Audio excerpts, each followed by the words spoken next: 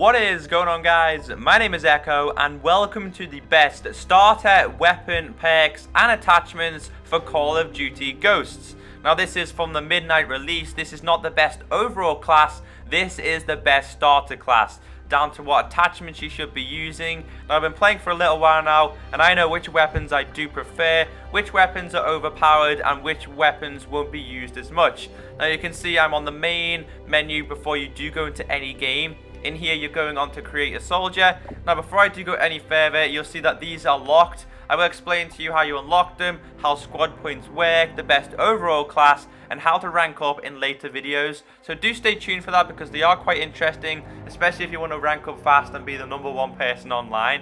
Now you're going to the top one depending on what loadout you want to use. That's fully down to you. Now in here you have 3 loadouts depending if you spend your squad points on unlocking more. That's down to you again.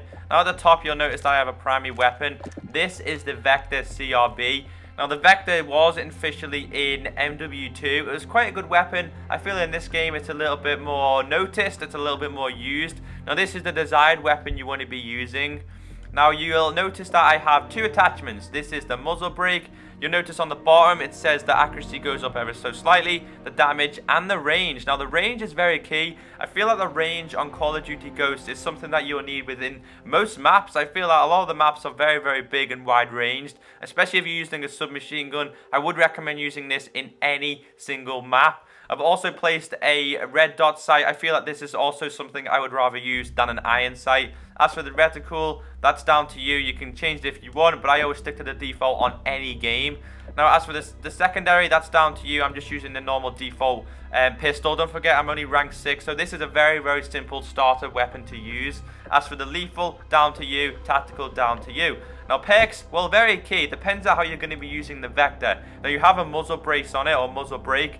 You'll want to be using this to either rush, because you're not going to be using it to hide, for simple reasons that you don't have a silencer, so people could come up behind you. So I wouldn't recommend using this as a camper class. Now I would recommend using speed. This uses weapon is ready faster after sprinting. If you're rushing around, well, you're going to be stopping and starting a lot, so you will need this. As for handling, well, I don't recommend using throw increment, rather decreases the cook time. This is the strong arm. I would recommend using the steady aim. Keep your submachine guns at a reasonable steady when aiming down your sight. Stealth, takedown, that's up to you, but I prefer to use blind eye, and I always prefer to use scavenger on any single submachine gun class. I feel like that's definitely key. I'm also using resilience, which takes no fall damage from falling. Brings back memories from MW2, in fact, and you can equip more if you wanted to. As for the Killstreaks, well, if you're new to the game, you're going to be using these to default. We have the assault, which you get the SATCOM, you get a personal dog, I believe it is, known as a guard dog, and then you get a juggernaut, which is, well, pretty much overpowered. Is it? No, the manic, which is a knife expert with advanced armor that gives guns for high speed. Well, meh, not the best thing, but you can change them if you want. These are the default ones that you do get, and you can lock them as you go along. Now I'm going to go and show you some gameplay and tell you how easy this weapon is to use. By all means, guys, I am no Call of Duty expert, but for the past few hours that I have been playing, I have found this class more useful than any other. I'm a very low rank, between 6 and 8, but I found this was definitely something that you should use as a starter class. Remember, this is the best starter class in my opinion, not the best overall class. I'll bring you more information as it does go on, but in this game I am playing a free-for-all. The only downside to this class is if you're using the muzzle brake, which increases your range, accuracy and damage, you can't have a silencer on at the same time. It's either one or the other. So in a free-for-all, it's kind of very risky, but for the purpose of the tutorial, I thought I would share it with you all. So if you're in a free-for-all, maybe switch it out for a silencer because you're going to be running around a lot. But as for the likes of domination, kill confirmed, team deathmatch, feel free to use this muzzle brake and let me know how it does work for you all. Also, if you have your own guides or own personal opinions